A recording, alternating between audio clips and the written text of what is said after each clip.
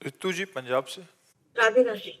महाराज जी, सभी उन्हीं की इच्छा से हो रहा है तो उसका फल हमें क्यों भुगतना पड़ रहा है? जब सब तुम अपनी इच्छा पर करना बंद कर दो, तुम्हें भोगना बंद कर हो जाए, किसका फल? तो हाँ, अपनी इच्छा बंद कर दो।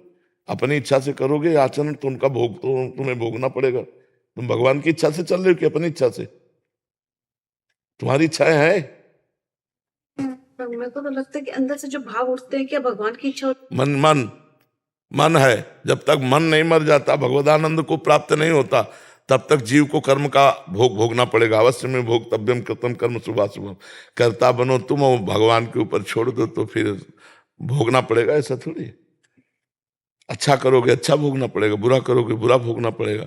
और जब मन और अहंकार भगवान को समर्पित हो जाता है तो जीवन मुक्त हो जाता है। फिर कोई पाप नहीं लगेगा। पूरे विश्व का भंडारा हो जाए तो कोई उसे पुण्य नहीं मिलेगा। कर्ता भाव रहित होना, तो अभी तो कर्ता भाव से हो।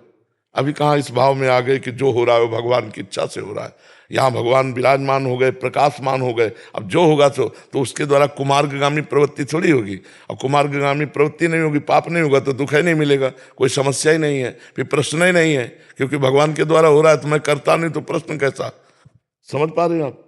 हाँ, तो ये अभी इस दलील से नहीं चलेगा, तेरी सत्ता के बिना पत्ता नहीं हिलता।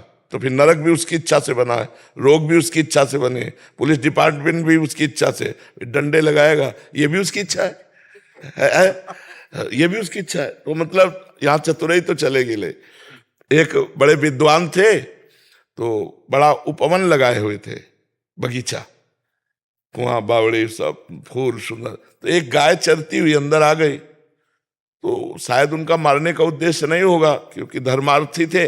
तो उन्होंने एक पत्थर का टुकड़ा उठाया और ऐसे तो गाय के मस्तक में लगी, वो तुरंत गिरी और मर गई। अब गौ हत्या प्रकट हो गई। गौ हत्या सामने आई और कहा, पंडित जी स्वीकार करो मुझे, तुमने अभी गौ हत्या की। वो बड़े विद्वान थे। उन्होंने तुरंत, देवराज इंद्र का वास हाथ में है, जैसे चरणों में विष्णु का वास है, अलग अलग देवताओं का।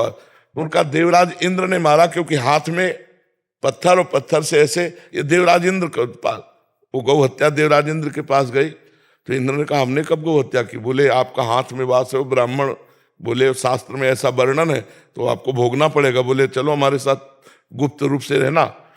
वहां गए एक सेठ के रूप में। बोले पंडित जी प्रणाम, क्या सुंदर फूल लगे हुए हैं, किसने लगाया?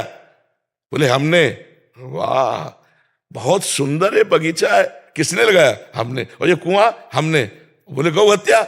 इंद्र ने। चढ़ जाए इसके ऊपर। हाँ, अच्छा काम किया तो हमने, बुरा किया तो देवराज इंद्र ने। गौ हत्या को तुरंत उसको स्वीकार करना पड़ा। तो देखो यहाँ चतुराई नहीं चलेगी। अहंकार जब तक भगवान में समर्पित नहीं होता तब तक ये बात कहने की केवल रहेगी। पाप भी भगवान की सत्ता से हो रहा है अगर मानोगे, तो नरक भी भगवान की सत्ता से, डंडा भी भगवान की सत्ता से, रोग भी भगवान की सत्ता से। इसलिए होश में दो विभाग किए गए, एक पाप कर्म और एक पुण्य कर्म।